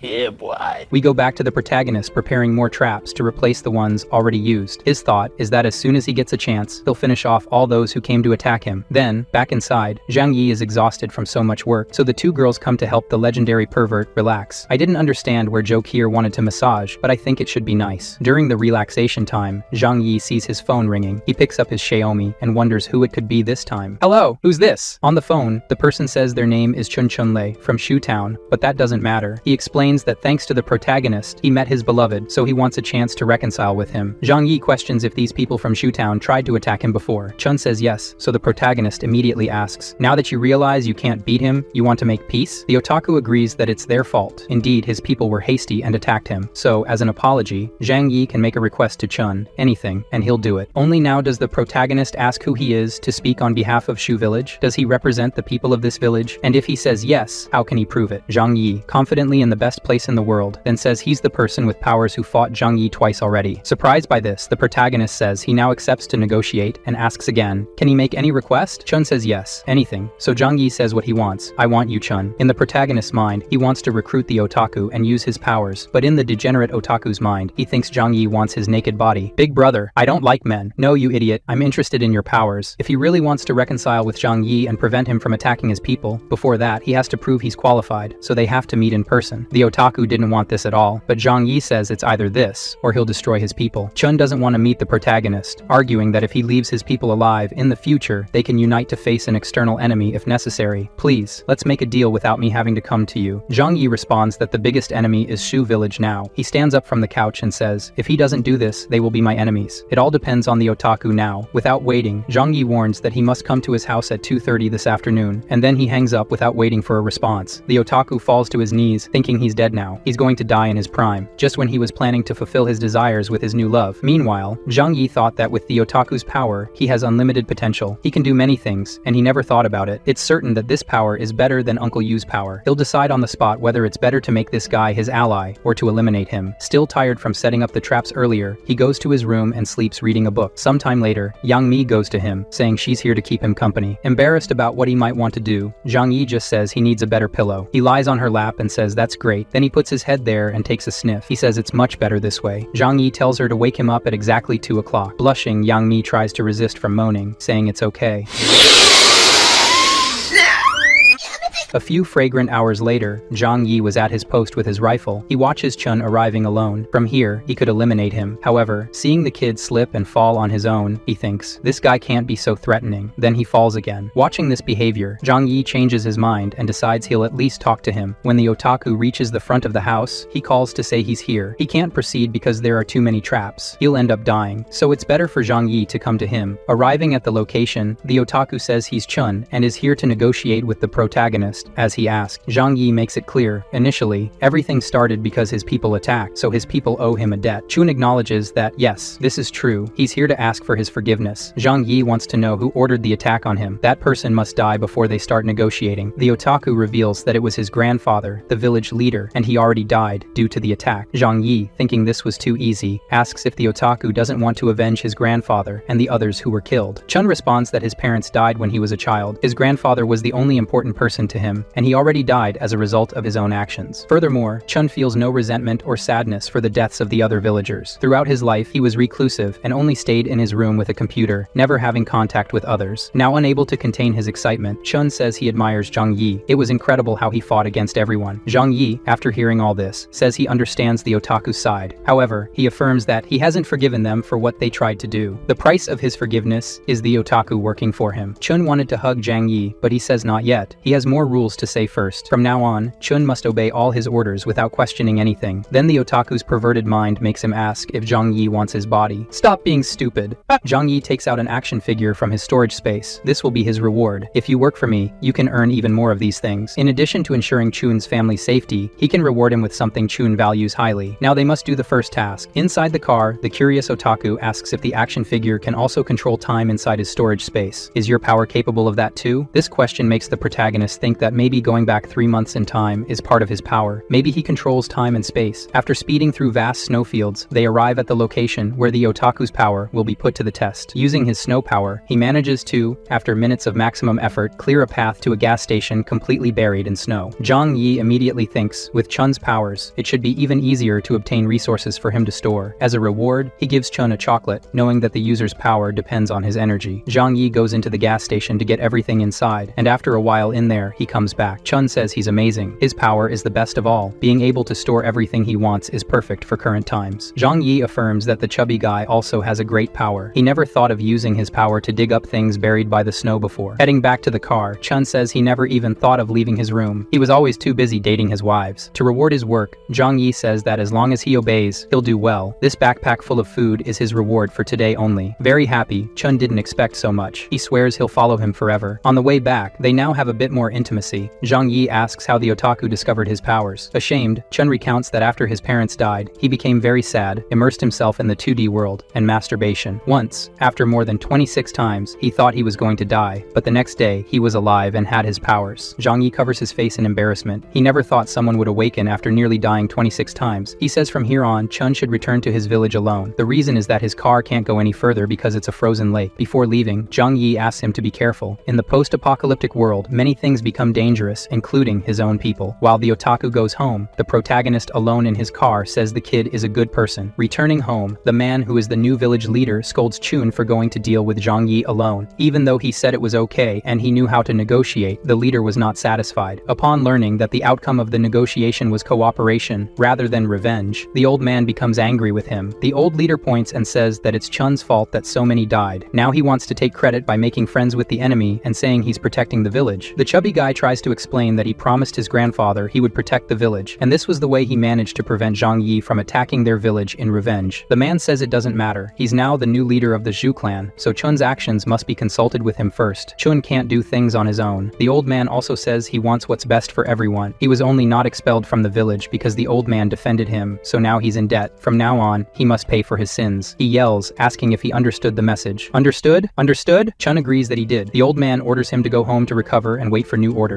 The old leader says again not to act on his own again. Without wasting time, the old man sent a message to the village residents group. Don't worry, I'm in contact with Zhang Yi to ensure our safety. We're no longer in danger. The other people then praise the sixth leader, saying he's amazing. They should have made him clan leader from the beginning. With this, the old man says that such a young loser who never got any real girls can't beat him. Zhang Yi returned home and told his two girls what happened. Thanks to their agreement, Chun's people will no longer be a risk to them. Yang Mi says that this is brilliant and was a good choice. Zhou Qir asks if the girl is scared of them. Yang Mi says no, she just didn't want to see any more senseless bloodshed. If things continued, it could get dangerous. Zhou Qir, who is used to this, says that Yang Mi is fearful. She hugs Zhang Yi and says that he's incredible and can defeat whoever he wants. Yang Mi shouldn't doubt that or be afraid. Zhang Yi, on the other hand, defends the idea that it's good for them to have these people around for when new enemies appear in the future. They can be useful. Now that this problem has been resolved, Zhou Qir says they should celebrate. She goes to the bar to get some drinks. Zhang Yi says he's not used to drinking much, so just a little. Meanwhile, Yang Mi will cook for them. Zhou Qir gets the drinks, Yang Mi makes food, and sometime later, the two of them are passed out, and Zhang Yi, who doesn't usually drink much, is fine. The two of them slept Zhang Yi with lust, saying it's great. Yang Mi opens her eyes and feels a kiss on the mouth, then on the neck. She tells him they can't. Zhou Qir is here and will see them. Zhang Yi goes down, and she holds back from making noise. The next day, the otaku sends a message to the protagonist. Check out the otaku's photo, guys. Chun says he's bored. It's been a long time since they went on a mission. He even suggests they should form a team of 5 people, each wearing a different color like the Power Rangers. Zhang Yi, embarrassed by this guy, starts to wonder if it's really a good idea to ally with such a crazy person. Nervously, the protagonist asks Chun if he doesn't have anything better to do all day. He says unfortunately not. It was just a bit of intimacy, and Chun started sending 200 messages a day. Zhang Yi just started ignoring everything he said and replying without much thought. While the protagonist is on his computer, he sees that Yang Mi is doing her work in the garden perfectly. It seems like everything is going well, but it crosses Zhang Yi's mind. What if they get hacked again? This problem keeps bothering his mind. How can he solve it? As he thinks about this problem, the two girls are in the room discussing. Yang Mi wants to help Xin Xin, who is wheelchair bound, but Zhou Qir says Zhang Yi wouldn't do that. He wouldn't put himself at risk for things that aren't for his benefit. Because of this, Yang Mi says that to convince Zhang Yi, who is very cautious, she will use her most powerful weapon, her body. Zhou Qir scoffs and says she just wants to seduce her boyfriend and is making up excuses. It's not for Xin Xin. It's not like that. Zhou Qir goes after the girl, saying she knows about the things they're secretly doing. She questions if her cousin isn't ashamed to do this. Suddenly, Zhang Yi appears in the room asking what's going on, why so much excitement on the bed without him there. They even say that this is a family matter, but he sits next to them and says the three of them have no more secrets. He asks if they're worried about someone in their family. Zhou Qir responds that since the snowstorm started, she lost contact with her family and doesn't know if any of them are alive. Yang Mi says it was her family that contacted her. The protagonist asks if they contacted her to take Yang Mi with them. She says no, so she's sad because they didn't want to take her with them. Yang Mi explains that, in fact, the person who contacted her is in danger and needs to be safe, so they're secretly discussing how they're going to convince him to go save someone who has nothing to do with him. Yang Mi then begs him to help. This is the only family they have. Zhou Qir agrees that it has nothing to do with him, but it's their family, and if she dies, they'll feel guilty of the rest of their lives. Besides, his wife's family is his family too. Zhang Yi asks again to make sure. Are you asking me to go out there and risk myself for someone else? He reminds them that their information has been exposed. Many other people know that he has many resources here, so this place is a target. Leaving here means leaving it unprotected. He had decided and was leaving the room when they crawl over, begging him to change his mind and think it over. Zhou Qir says that if he does this, she can ask for anything, and she'll accept it. Whispering in his ear, she says anything at all. It can even involve her and Yang Mi together. Gentlemen, I inform you that Zhang Yi changed his mind. He asks if she's sure about this. The two, embarrassed, say they agree. Yang Mi sighs and says that in this cold weather and with so much snow, a wheelchair-bound person can't even move freely. She gets sad just thinking about it. Zhang Yi asks if they're talking about Xin Xin, the one with technology skills. The 18-year-old girl has her legs paralyzed and is a computer genius. Zhang Yi affirms that if this girl is so important to them, then she's important to him now too. Zhou Qir is impressed. So does that mean her boyfriend has a good heart? He really loves them to care about their wishes. Yang Mi thanks him happily but says they think poorly of him. He's not a bad person. He genuinely appreciates the girls he has. Impressed, they remark that he always seems like someone cold and with a frozen heart. Yang Mi remembers she'll pay off this debt to him and gets closer, puts her hand in a place they like and says, this is the beginning of repayment. The next day, because things got hot late yesterday yesterday, the three of them talk again. He asks about the wheelchair-bound girl. Zhou Qier says it's better for Yang Mi to say, Xin is trapped in Tianqing Academy. It was the best college in town. People who study there have been attending since kindergarten, so it was a place where many geniuses live. Zhang Yi's doubt is how a wheelchair-bound person survived in a college for months. Yang Mi explains that the college has its own market system, so there should be plenty of supplies in the area since the students lived there. The protagonist asks why Yang Mi only communicated with her now. She doesn't know, but she can try calling to find out more. However, the number in question is not available. Please try again later. Yang Mi has been trying to contact her several times and can't anymore. Zhou Qier jokes that Xin must have changed her mind about asking for help from her airhead sister. Zhang Yi wants to know the distance from the academy to this place they are. Perhaps because of the distance, the phone lines don't work. The academy is more than 22 kilometers from here, and because of the blizzard, it's likely that they can't call from that far. It's a miracle that she managed to call once. But still, Zhang Yi also says that Zhou Qier may be right. He tells them to go to the control room. Maybe they can get in touch over the internet. He says that this phone is the best one currently available. On the first attempt, the call is answered. But the connection is bad. They hear a lot of noise and screams saying it's dangerous. Zhang Yi asks what's so dangerous, and then they hear shouts saying, the monster, the monster. The noises coming from the phone sounded like a fierce monster, and then the call dropped. Initially, the protagonist thought it was a simple rescue mission, to go to the location and come back. However, he already knows in advance that there's something very dangerous there. Perhaps it wouldn't be a good idea to go to that place. His women insist that he doesn't change his mind. He already had his reward last night. Zhang Yi confidently says he won't change his mind. However, for that, he'll need his subordinates and their power. With Uncle Yu, the otaku, and him with their weapons, maybe it won't be dangerous. He picks up the phone and says he has a mission to rescue someone. Do you want to come with me? The otaku accepts and says he was really bored anyway. Later, while eating, Zhang Yi thinks that if he eats too much, it could affect his movements, but he also needs to eat enough to have maximum energy for his powers. In addition to preparing his physical form, he has to prepare his best weapons to face this unknown creature. He also informs his wives that for their safety, they will stay in the underground floor of the house. Yang Mi asks why, and Zhou Qier, knowing what her boyfriend is like, says she shouldn't ask stupid questions. If he ordered and didn't ask, then it's to be done. He'll go alone, and if someone invades their house during that time, he's away. His wives will be protected inside the safest place in the house. Those doors no one can open. Understanding the situation, Zhou Qier says it's okay and wishes him luck. Yang Mi says he must bring her sister home. Zhang Yi confirms that he'll make sure to bring her and all the wheels of the wheelchair here. As he leaves, he says in these dark times, he can't be careless with anything, especially with his wives. Bro, I'm here. Zhang Yi says they agreed to meet later, so why is he here already? Chun says he was afraid of being late, so he came early not to disappoint his brother Zhang Yi. They got into the car right away because it's very cold. Zhang Yi explains that they're on a mission to save a girl in a college far from here. Curious, Chun asks if she's important to him, and the protagonist says yes, it's something like that. We know what really convinced him wasn't the request from his wives that made him change his mind, but the fact that this girl knows a lot about computers at this moment when he needs someone to keep his mansion safe from hacker attacks. They speed up, and along the way, Zhang Yi gets annoyed with the otaku's conversation about a girl from the village who's in love with him, but doesn't have the courage to confess to him. Should he do it for her? To change the subject, Zhang Yi asks what the people in the village think about him cooperating with the enemy. Chun doesn't know how to respond. The situation isn't good. The protagonist clearly knows that his people don't like him having contact with those who killed half of their population, but he doesn't say anything about it. After a while, they finally meet the third member of the trio, Uncle Yu, who arrives on his snowmobile, saying it's been a long time since he's seen his nephew. He shows how healthy he is. His uncle exercises with his wife every day. Zhang Yi introduces the two who haven't met yet and tells them about each other's abilities. One of them is super strong and regenerates. The other can control snow in various ways. At first, the atmosphere is strange. A former army veteran, a recluse otaku, and a cheeky teenager who is our protagonist. This group would never have met in the normal world, but now they're going to work together on a rescue mission. Uncle asks what their mission is. Calling 3 awakened ones means it must be something very complex. Zhang Yi replies that it's not. It's just a simple rescue. The only complication is that there might be a fierce monster in the region where they're going now. The chubby one gets very scared and asks what kind of monster they'll face. So Zhang Yi affirms that just as they turned into mutants with powers, animals may have also turned into mutants. He doesn't know what this creature is like. Maybe they're humans in the form of monsters, or monsters in the form of humans. Uncle Yu says if Zhang Yi says they can, then they can. He agrees and says that with the 3 of them together, nothing can stop them. After taking the ice road and driving, we see the old location of Tianqing Academy. Soon, we see the situation of the survivors from the academy. They're trapped in a gymnasium. Other students revolt against Xin and ask, after so many died, how did she, being wheelchair-bound, manage to survive? She who is dragging others to death is a burden. They shout because they need to protect a disabled person. Others only wonder how they can live longer, while others mourn the deaths of those who have already passed away. One of the students noticed that Xin didn't show sadness or remorse for those who died, and points to her asking why she's still alive. The teacher shouldn't be helping her. She's dead weight. Some students discuss whether they should sacrifice her the next next time, the monster attacks. The bespectacled student agrees, saying they've already protected her enough. The other student ends the discussion, saying that's not the issue. The teacher doesn't leave anyone behind, so there's no point in discussing it. She's the one who protects them. Then, one of the students goes to Shinshin, who is far away from them. The girl approaches and coldly tells Shinshin that she should go to hell alone if the teacher won't let her go. Everyone shouldn't have the burden of carrying her. Crying, she doesn't respond. All the students behind her agree and shout from afar that she really should do it. The only person against it is her best friend, who steps forward, saying she has nothing to do with it. No one helped her. She was the only one who carried her friend around. The rich girl's argument is that she shouldn't speak up or say anything because she's rich, and the girl in front of her is just a poor person who got into college on a scholarship. Her friend says that everyone is equal and has the same rights. However, the arrogant girl argues that no, they will never be equal. She is richer and more powerful. She is more important. Shinshin only has any value because she comes from a highly rich and influential family, even though she is wheelchair bound. Now her position should be revoked because she is a burden to everyone. Finally, the critical girl says that she only defends the girl because she is rich and hopes that when this is over, she will have some reward for supporting this wheelchair-bound person so much. Upon hearing all this argument, Shinshin cries. After so much hatred, one of the girls leaves the crowd, walks among them, and goes to Shinshin and says they should be friends too. This girl only thought about the advantages she could have after the apocalypse. Everyone's discussion is interrupted when a window falls in the gymnasium. Suddenly, a giant paw appears through the window and grabs one of the people and drags them out of the window. It's so big that it can fit the person's entire body in its paw. The monster is a giant cat. Licking its prey, it manages to fit it entirely into its mouth. Everyone screams from inside the gym, seeing this gruesome scene as they run quickly. Shinshin and her friend are left behind because of the wheelchair. They go to the door trying, but it's locked. The cat breaks the window and jumps inside with its prey still in its mouth, only half of it in front of everyone. It takes it out and finishes eating only the head and discards the body. It jumps in front of the other students as if it's intimidating them all. One of the students goes to Shinshin and pushes her forward, causing her to fall defenseless in front of the cat. Her friend, scared, wonders if she should save her. Shinshin, in front of the giant feline, is about to be the next to die. One of the students, noticing that the cat was distracted, tries to run out of the gym next to it. The cat, noticing the movement, changes its focus from Shinshin and crushes its prey on the ground. They try to crawl back, asking for help. The cat turns its attention to the other students. Then, her friend goes after her, trying to help her. The students behind say that the cat seems to like objects that are in motion. Shinshin seemed dead on the ground, so it ignored her. The same student shouts, "The cat is distracted now. Everyone run to the exit." They look back. The first hit student is lying on the ground, asking for help. They only say that for some to survive, others have to be sacrificed. As they run, the injured student remains motionless and says that if it depends on him, everyone will die with him. The cat turns its attention to the other students who are running and begins to crush other people. While the cat only played with its prey in its paws, its tail also managed to crush some students. One student screams in despair for help. Luckily for everyone, their teacher returns to the gym door. This is enough to get the cat's attention. That sword she feels is dangerous. The teacher tries to attack the cat, and it simply runs away. The cat knows the teacher is different and dangerous, so the feline simply grabs one of the fallen prey and runs away. The teacher on guard duty goes to the exit and realizes that the cat really left, leaving giant tracks in the snow. It seems that the creature couldn't defeat the teacher, so something isn't normal about her. If she stayed here all the time, there would be no risk of attack, but she has to leave the gym to get food for them. And when this happens, the mutant cat attacks the gym. Among the victims and the wounded, the student who was previously arguing with Shinshin complains again. Why didn't this wheelchair-bound girl die in the attack? Every time this wheelchair-bound girl survives, how is that possible? A boy intervenes, saying it's okay. The teacher brought food. The cat left. He tries to give food to Shinshin, but the girl steps in, saying no, she doesn't deserve it, she's just dead weight. The teacher, tired of so much fighting and having to go outside to get food for everyone, doesn't interfere. She says that as long as they don't kill each other, she doesn't need to do anything. Let them fight. She needs to rest. Another girl, in despair, shouts, saying the world has ended. Why do they have to fight? There's no hope anymore. Everyone will die equally. Another student says no, he can save everyone. His father is an important leader of a very powerful company. Surely he will come to save them. Meanwhile, the protagonist arrived with his partners near the rescue site. Looking around, everything is covered in snow. How will they find the exact location of the academy? It seems everything is under the snow. Trying to call the girl, she doesn't answer. There's no signal, so they'll have to search another way. The protagonist says that splitting up would be faster, but since there's a monster out there, they'll go together. This monster might be out there and defeat them separately, but not together. The girl has survived 2 months around here. A little longer won't be a problem. They return to the car and continue driving through the college campus until they find a building that isn't buried. Maybe they can access down there through here. According to the GPS, this is the astronomy center of the college. The dorms and cafeteria are north of here. It's not at this location, but if they enter through here, they can walk through the college. However, there's a risk of ice structures collapsing on them, so it's too dangerous to try. Before he finishes saying it's not safe, safe. Chun was there trying to get into the place, and Uncle Yu was pushing him. Lucky for him, he's too big and couldn't get in. Zhang Yi notices a creature approaching. As he points his gun, he discovers it's a giant cat. The monster stood in front of him and didn't attack, even with him pointing a gun at it. Perhaps the creature has some kind of reasoning, said the protagonist. However, when Uncle Yu and the chubby guy returned, the first thing they did was attack the creature. In response, the cat became aggressive and attacked them. With no choice now, Zhang Yi decided he should attack too. With his body reinforcement power, he jumped over the creature and shot it in the head. He landed with great style behind it. Even with the shot, the creature kept advancing. Uncle Yu stood in front of the chubby guy, attacking with his body reinforcement power. A yellow light covered his body. He delivered a powerful punch to the cat's head. Even the ice structures below them were destroyed by the impact. With that, the cat staggered back from the blow, and Zhang Yi watched it, asking if this is a cat that grew up. Using his more powerful precision rifle now, he shoots the cat and wounds its face. The creature, angry, now turns into a ball of fur and rolls toward him. Terrified, Zhang Yi thinks the best alternative would be to make it go into his dimensional storage space. Due to its speed, maybe it would be possible. But the cat, sensing the danger, changed its course and escaped from the dangerous trap and headed toward the snow mountain. It made a loud impact noise and disappeared. Quickly it emerged from another hole and stayed at a distance, looking at them, roaring, as if it were angry. Drawing everyone's attention, the cat showed its backside as if mocking them and left. Uncle and the chubby guy wonder if the cat seemed like it was cursing them, as if it were a human being. They don't understand how the cat could be so big and capable of creating these passages so quickly. The otaku says that if this cat is here hunting like this, there shouldn't be any survivors alive in this school. However, Zhang Yi recounts that the cat, when it approached, wasn't aggressive and didn't seem like it was going to attack. Only after Chun and Uncle Yu attacked did the cat become aggressive. Zhang Yi asserts that this creature must have undergone some kind of mutation that made it giant and somewhat intelligent, because the cat seemed to be aware of its actions. They observe the tunnel it dug and decide to descend through them. If this cat attacks the academy where the students are, following its trail is likely to lead them to where its easier prey reside. At the bottom of the hole, there are several bifurcations, various other holes that lead to places they do not know. They do not know the right path to follow and also run the risk of getting lost. Zhang Yi takes something from his dimensional storage that he can use to mark the path they follow so they can find their way back. They smell blood and decide that's where they should go. Zhang Yi questions if Chun is afraid. They are 3 against just one feline. The cat stands no chance. Additionally, he draws his desert eagle from his dimensional storage. This will be an efficient weapon. Uncle Yu, being a former veteran, reconnaisses and appreciates this beauty. Being more experienced, Uncle Yu goes ahead to lead. Back inside the gym, the teacher stands guard, waiting to see if the monster will return. She is exhausted, having not slept for days, to stand guard and fetch food for her students. Even though the teacher seems exhausted, the children complain that the food has run out again. The teacher should go out to look for more food for them. She questions what is better. If she goes out now, the creature might come back and attack. The student's response is that she should go as quickly as possible and try to come back faster with the food. The woman almost loses her patience, but keeps herself under control. She says she will go once more to fetch more food. After she leaves, they close the door, and everyone is alone again in the sports gym. The teacher outside says that if she encounters this cat, she will fight until they die together. Inside the gym, Karen asks Shinshin if she is okay. She says yes, thanks to her friend. The rich and arrogant student again says that once again, she's being a burden to her friend. Doesn't she ever get tired of being useless? Karen, the friend, tells the arrogant girl that she pushed Shinshin the last time the cat was here, so she owes an apology. Before they start a fight, the cat appears again at the gym window. They only see the paw coming in, and another person is crushed by the creature. The student who said before that he could save everyone runs and pushes another person back to be bait. With another swipe, another person is turned into pulp. While the desperate students flee, once again, the teacher returns to the gym and now has the chance to stick the sword up the cat's butt, but she prefers the head. The creature is wounded, and they start a fight in front of the students. While they were in a frenzied combat draw, the teacher sees 3 people arrive through the cat's escape route. Zhang Yi and his 2 companions arrive behind the tunnel and witness everything unfold. The teacher, noticing their presence, becomes hopeful and shouts for help against this monster. Chun was ready to attack, but Zhang Yi stops him. According to the protagonist, this woman is extremely skilled and managing to hold off the cat with just one sword. She surely is also a mutant with special powers, and at this moment, it's impossible to know if she's an ally or an enemy. So, he decides to let the 2 creatures face off, the cat and the woman. Zhang Yi says they won't fight. They'll take another path to find the gym. Uncle Yu, watching from afar, says that this woman is truly dangerous. It wouldn't be wise to approach her. They leave through the tunnel. The woman, not believing they're backing off, shouts for them to help. Together, they can defeat the creature, and they don't care. They go around through another tunnel and manage to enter the gym's entrance. They walk towards the students, and soon, through the wheelchair and the red hair, Zhang Yi realizes who the girl Shinshin is. He says it's lucky she's alive, but before he can reach Shinshin, the boy steps in, asking if he came from the base of the Western Mountain and is a friend of his father. Zhang Yi, serious, questions, what Western Mountain? What place is this? The boy introduces himself. He's the class representative, and his name is Shengyu. He's from from a noble family, so he should recognize him. The protagonist simply agrees, and wants to know about this base on the Western Mountain. The clever boy asks, if they're from another base, why are they asking about the base on the Western Mountain? But that would be strange, since the Western base is closer from here. With this statement, Zhang Yi has in mind that there should be other bases around here. He then asks the boy what he knows about the other bases besides the Western Mountain, and the reality is that the boy knows nothing, only what his father said, that these shelters exist. Ignoring the boy, Zhang Yi goes to Shinshin. The other students around, surprised, try to talk to Uncle Yu and the otaku. By the way, what could these girls and boys be asking Uncle Yu? Meanwhile, Zhang Yi finally reaches the wheelchair-bound girl, asking if she's okay and if she's indeed Shinshin. He introduces himself as Zhang Yi and knows her sister Yang Mi very well. She asked him to come and save her, and if Shinshin is willing to go with him. Without much thought, the girl says yes. Then, Zhang Yi prepares to drag her wheelchair and take her with him. However, before going, she says, wait, she wants a favor. He must stop that fight, prevent them from continuing to fight. The protagonist's thought is, he wants this girl to owe him a favor, so making this request would be a way to put her in his debt. If that's the case, Zhang Yi calls Chun and his uncle to do a job. As they head towards this battle, Zhang Yi notices the feline claws scattered around. Thinking they could be useful, he stores them in his dimensional vault. Then, following orders, Chun activates his powers and causes the ceiling to collapse on the teacher and the cat, separating them from the fight. It worked, but it leaves the teacher furious. She didn't want the fight to be interrupted, only for them to help eliminate the creature. Ironically, Zhang Yi says she should be thankful for it. However, the teacher points her sword, saying that was the first time she managed to corner the creature, and the three of them ruined it. Maybe she won't have another opportunity. Zhang Yi responds that he only wanted to help her, not kill the animal, nothing more. Besides, the protagonist explains that he only did it because one of his students asked him to. Angry, the teacher curses Zhang Yi and attacks. Confidently, he jumps back and shoots her right in the forehead with a desert eagle. However, what he didn't expect was for the woman to cut the bullet from the shot. She's even more powerful than he imagined. As she was about to strike him, Zhang Yi activates his dimensional space power and sucks the woman into his dimension. After completely sucking her in, he falls backward. He is aware that this is very dangerous, telling them not to approach. He spits the woman out of his dimensional storage and is very tired of staying there for just a few seconds. The protagonist mocks her for attacking someone who just helped her and says she's very dangerous and reckless. Zhang Yi takes his sword. For now, it will stay with him. Something that can cut bullets like that is very precious. Give me back my sword. Not a chance. He tells a student to help their teacher rest. She seems very worn out. After helping their teacher, Zhang Yi explains to everyone there that he came here only to take the wheelchair-bound girl as requested for them to retrieve her. The teacher asks why he can't take all the other students as well. The students around Zhang Yi say they're all wealthy and can pay whatever he wants if he takes them safely out of here. Zhang Yi repeats, he can't be responsible for people as important as them. If their families are rich, they'll send people to rescue them. The student who is angry at Shinshin decides this can't stand. She and other students decide to take the girl as a hostage. Thank you for watching. Don't forget to subscribe to the channel so you don't miss out on upcoming videos. Leave a like if you enjoyed it and share with your friends. See you in the next video.